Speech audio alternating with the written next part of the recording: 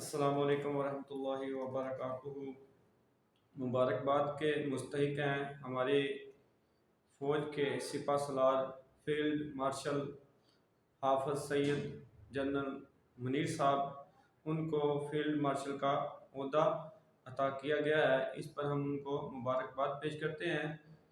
ماشاءاللہ سے انہوں نے پاکستان کا دفاع بہت اچھے طریقے سے کیا ہے، کیونکہ انڈیا کے ساتھ جو ہمارا مسئلہ چل رہا تھا اس پر انہوں نے اچھی کارروائی کی ہے، جس کی وجہ سے ہماری جو موجودہ حکومت ہے اس کابینہ نے یہ فیصلہ کیا ہے کہ ان کو فیلڈ مارشل کا عہدہ عطا کیا جائے۔ تو ان کو فیلڈ مارشل کا عہدہ عطا کیا گیا ہے، تو اس پر ہم ان کو مبارکباد پیش کرتے ہیں۔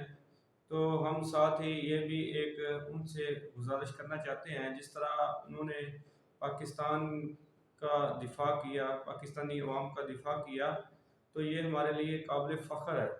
تو اسی طرح ہم یہ ان سے مطالبہ کرتے ہیں کہ وہ اور پاکستانی حکومت اور جتنے بھی اسلامی ممالک ہیں، خدا کے لیے غزہ کے لیے بھی، فلسطین کے لیے بھی آواز اٹھائیں، کیونکہ قیامت کے دن ان کے بارے میں بھی جو ہمارے مسلمان حکمران ہیں ان سے سوال ہوں گے۔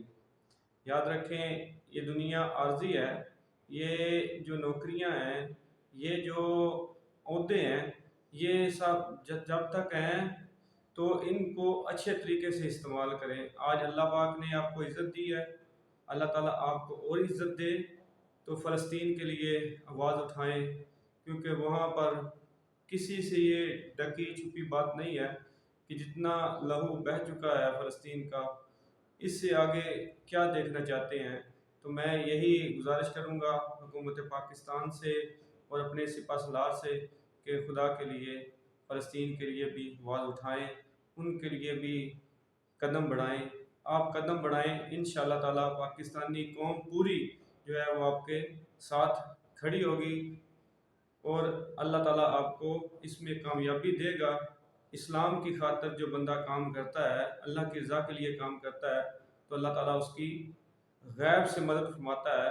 بدر کے مقام پر بھی 313 تھے، اور جو مد مقابل جو لشکر تھا وہ 1000 کا تھا۔ تو آپ حساب لگائیں، تو اللہ تعالیٰ نے مدد فرمائی۔ جب مسلمان ثابت قدم رہتا ہے تو اللہ تعالیٰ اس کی مدد فرماتا ہے۔ یہ ویڈیو جو ہے زیادہ سے زیادہ شیئر کریں، ری پوسٹ کریں، تاکہ جو وقت کے حکمران ہیں ان تک ہماری آواز پہنچے۔ اللہ تعالیٰ ہم سب کا حامی ناصر ہو۔ والسلام۔